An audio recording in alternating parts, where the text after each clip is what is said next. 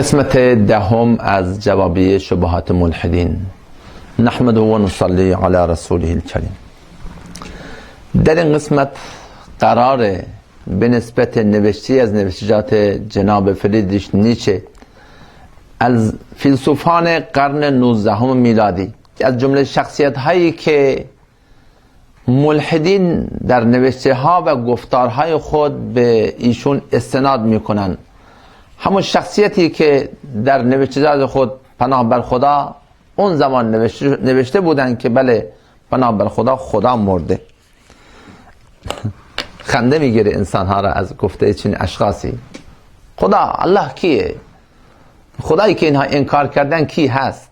الله الذی، الله اون ذاتیه، یرسل الریاح، بادها را میوزانه، فتطیر السحاب، ابرها را بالا برنده اونه، فیبسطه فی السماء کیف یشاء، ابرها را در آسمان به هر شکلی در آورنده اونه، و یجعله کسفا، ابرها را بالا هم گذارنده اونه، فتر الودق یخرج من خلاله، شما بیننده میبینی که آب از ما بین اونها نازل میشه، نازل کننده باران اونه، آفرینده آسمان ها و زمین، اون ذاتی که تمام گیاهان و سبزیجات را میرویانه، اون ذاتی که این زمین را محل زندگی قرار داده و در مابین کره زمین رودها را قرار داده و در بالای کره زمین کوهها را قرار داده و در مابین دو دریا پرده‌ای قرار داده که دریای شور شیرین با همدیگر مخلوط نشن، اون ذاتی که قبل از بارش باران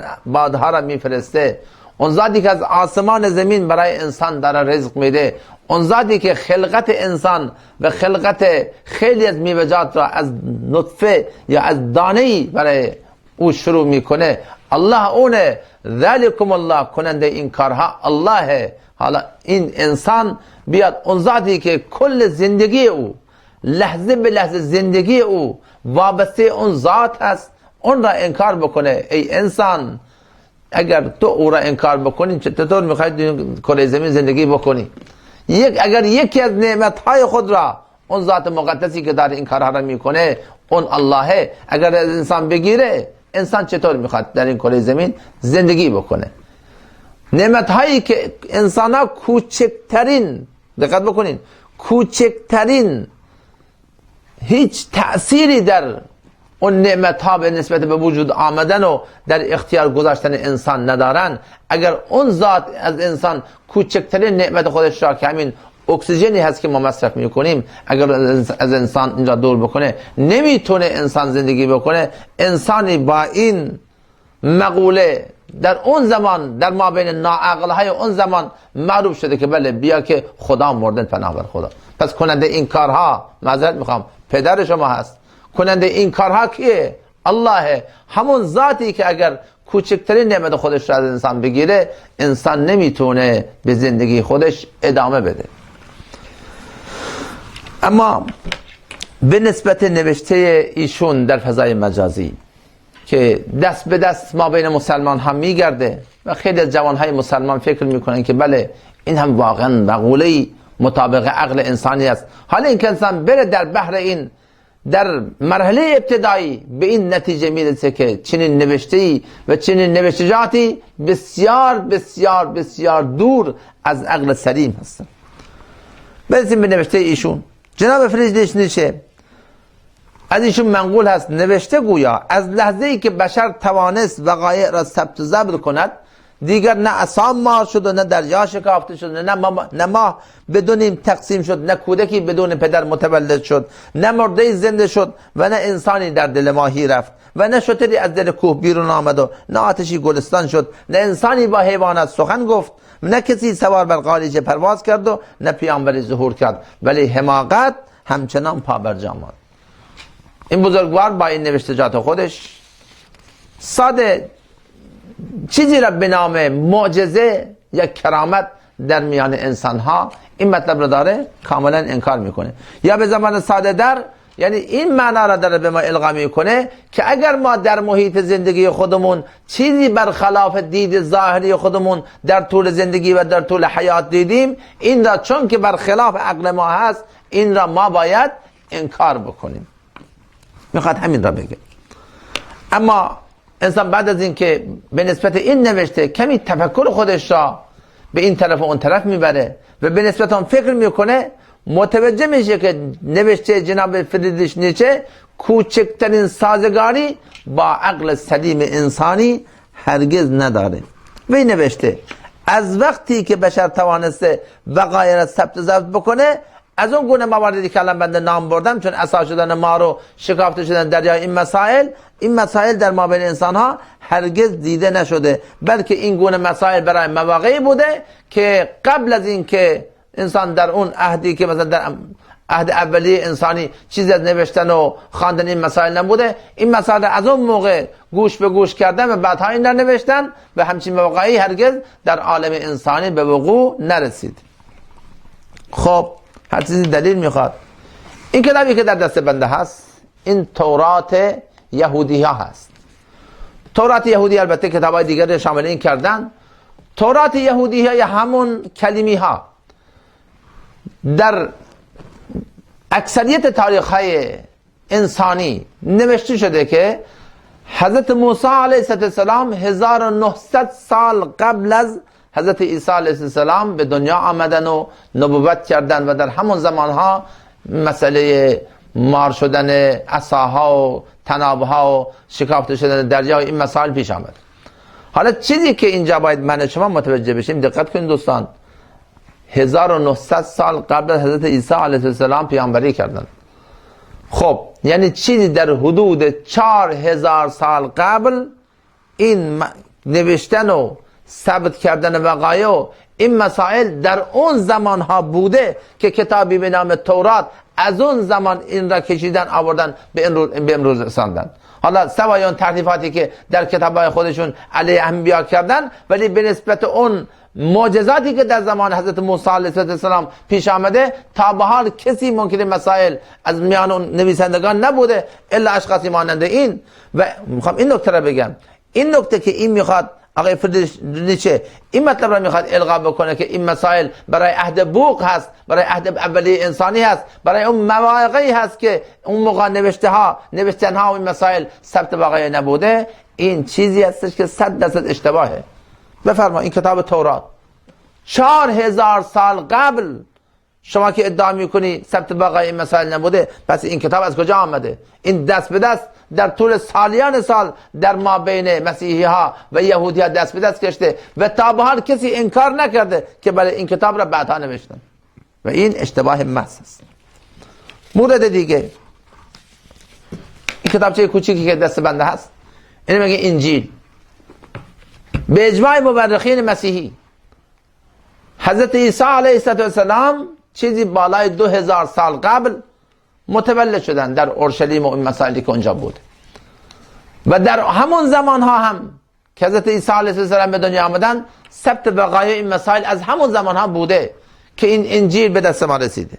سوای تحریفاتی که در این هست، در اول انجیل لوقا ما میخوانیم عالی جناب تئوفیلوس بسیاری کوشیدن شرح زندگی عیسی مسیح را به نگارش درآورند. پس جناب فریدریش نیچه، این که شما مدعین هستین که ثبت وقایع و این مسائل بعدها پیش آمده و این مسائل را چون که در موقع ها نبوده برای انسان ها اینطور با داستان حکایت و اینطور یا به سرایها پناه بر خدا برای انسان ها القا کردن، این 100% اشتباه است. بفرما این کتاب انجیل است، چیزی بالاتر از 2000 سال پیش این ثبت وقایع این مسائل بوده، در دنباله آورده و برای انجام این کار از مطالب استفاده کردن که از طریق شاگردان او و شاهدان عینی وقایع در دست ما قرار گرفته. اما از آنجا که من خود این مطالب از آغاز تا پایان با دقت بررسی مطالعه کردم، چنین صلاح دیدم که ماجرا را به طور کامل و به ترتیب برایتان بنویسم. پس نوشتن و خواندن و ثبت وقایع در همون زمانهای قدیم هم بوده و این گفته جناب فریدریش نیچه که بله این گونه مواقع قبل از این بوده که بشر بتونه وقایع را ثبت ضبط بکنه، دوستان عزیز گرامی 100% اشتباه است. این به نسبت این مسئله. اما به نسبت مسائل دیگه که جناب فریدریش نیچه اینا را انکار کردن که از جمله عصا شدن مار و شکافته شدن دریا و دو نیم شدن ماه و زنده شدن مرد، این مسائل یا گلستان شدن آتش یا حرف زدن انسان ها، به نسبت حرف زدن انسان ها با حیوانات سوای این که حضرت سلیمان علیه السلام موضع ایشون بوده و الله متعال به این قدرت داده بودن، امروز شما در فضای مجازی برین گشتی بزنید ببینید خیلی از انسان ها دارن همین ادعا امروز دارن میکنن و علم این را به منزله ظهور آورده که بله خیلی از انسان ها دارن ادعا میکنن که ما با انسان ها داریم حرف میزنیم. یا به نسبت سوار شدن بر قالیچه و پرواز کردن مثل این میمانه که 1000 سال قبل، نه اصلا 500 سال قبل، برای انسان های اون زمان بیان یکی مورد را تعریف بکنن که بله در زمان های آینده انسان ها بر آهن سوار شده در فضا خواهند پرواز کرد، چه کسی قبول میکردن چیزی را؟ حالا اون خدایی که این آسمان ها و زمین را بدون ستونی که دیده بشه نگه داشته، اون خدا که ما به اون ایمان داریم، اگر کدام یک از بندگان خود را سوار بر قالیچه خودش سوار کرده، این اگر برخلاف عقل شما هست، خب این که هواپیمای آهنی و اینطور انسان ها بر آسمان پرواز بکنن، اون موقع هم این برخلاف عقل انسان های اون زمان بوده که شما امروز بنابر چی بگم ناعقلی خودتون این موارد دارین انکار میکنید. یا به نسبت گلستان شدن آتش، شما برین در تاریخ اسلامی بخوانید، در تاریخ اسلامی خیلی از موارد پیش آمده که برای امت محمد صلی الله علیه وسلم همونطور که آتش را بر خلیل الله حضرت ابراهیم علیه السلام الله متعال گلستان کرده بودن، همینطور الله متعال بر خیلی از بندگان خاص خودش آتش را گلستان کردن، رفتن داخل آتش. از جمله ابو مسلم خولانی رحمت الله علیه در مقابل اسود عنسی اون مدعی نبوت و خیلی از داستان‌های دیگر. شما برین تاریخ اسلامی را نگاه بکنین. این را میخوام بگم دقت بکنین، این که جناب فریدریش نیچه این مورد را برای اون مواقعی ذکر کرده که قبل از اینکه بشر بتونه وقایع ثبت ضبط بکنه این گونه موارد بوده، دوستان این 100% اشتباه است. این مطلب میخوام به شما تفهیم بکنم. یا به نسبت شکافته شدن دریا، همین در چند سال پیش ما دیدیم، همین در چند سال پیش این سونامی اندونزی را فکر نمی کنم کمتر مسلمان عاقل بالغی این هنوز فراموش کرده باشه. شما فیلمش حتما دیدین، در اون نهایت خشم و غضب الهی که اون دریا اینطور بالا آمده و آب با سرعتی 700 کیلومتر در ساعت با اون ارتفاع 15 متری و 20 متری و 30 متری که خدا میدونه چقدر بوده، یک صحنه بسیار وحشتناکی که کل اون منطقه را نابود کرده بوده، چطور یک مسجد، یک خانه از خانه های خدا در مابین اون همه امواج این آب برای او شکافته شده و این مسجد و اهل مسجد، اونایی که داخل مسجد بودن، سالم ماندن. این حکایت داستان نیست. همون شخصی که در اون مسجد با گروه جماعت تبلیغ تشکیل شده بودن، در همون مسجد بودن و خود اونها به دلیل همین ترکمن صحرای ما تشریف آوردن و برای خیلی از مردم ما تعریف کردن که بله ما در اون مسجد بودیم، مسلمانای شناسنامه‌ای اونجا خیلی زیاد بودن، برای مسلمانای شناسنامه‌ای خیلی صحبت‌ها، خیلی دعوت‌ها، خیلی ترغیب‌ها داده بودن، ولی اون از مسلمانی خودشون راضی بودن. سوای مسلمان‌ها خیلی از کفار اونجا داشتن فسق و فجور می‌کردن و نهایت غضب الهی اینها را گرفته و این دریا اون موج سهیم آب با اون حالت وحشتناک خودش میگه که ما داخل مسجد نشسته بودیم که ناگهان همون مؤذن مسجد اینطور در را محکم میزدن که و داد میزد سونامی سونامی سونامی. ما خدایا گفتیم سونامی نام شخصیه، چیه، چی شده؟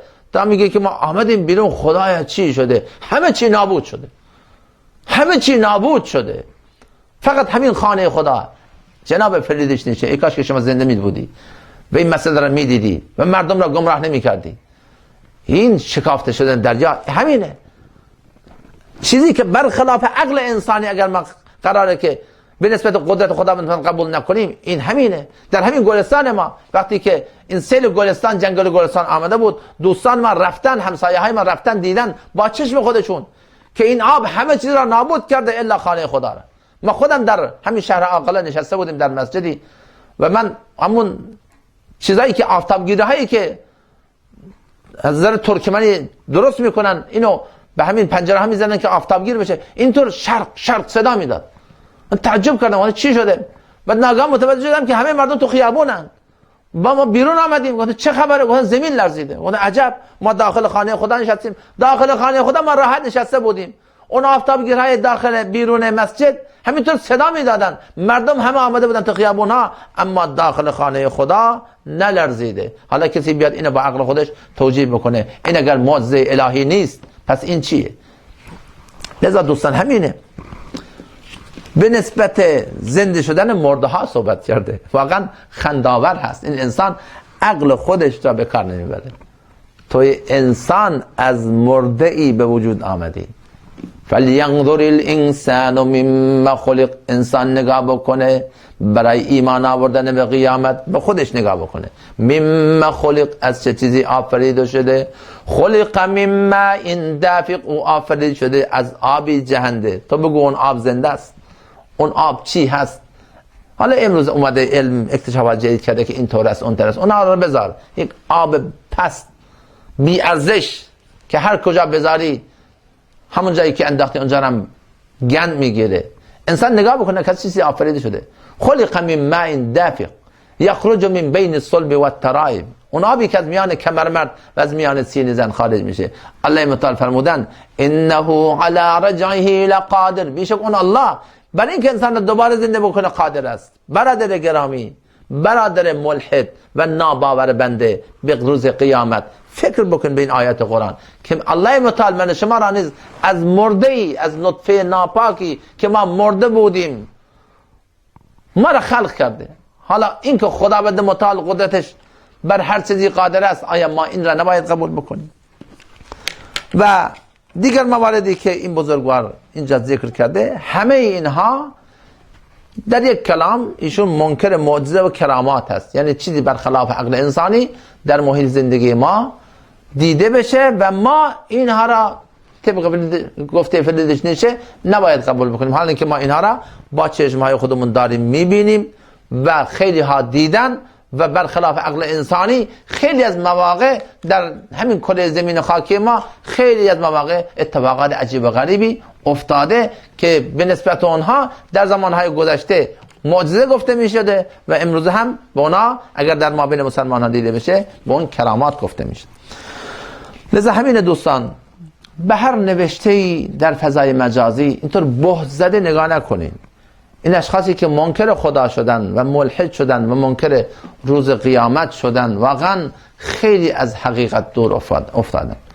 الله متعال اینها را نصیحت کرده، یا ایها الناس، ای انسان ها، این کنتم فی ریب من البعث، اگر شما در کوچکترین شکی هستین بر این که ما شما را دوباره زنده می کنیم یا نه، اگر روز قیامتی هست، زندگی دوباره هست یا نه، اگر شما در کوچکترین شکی به نسبت این مسئله هستین، الله متعال ما را به تفکر به نسبت وجود خودمون فراخواند. انسان فکر بکن، علم نخلقکم من ماء مهین، الله متعال فرمودن آیا ما شما را از آبی پست بی ارزش نیافریدیم؟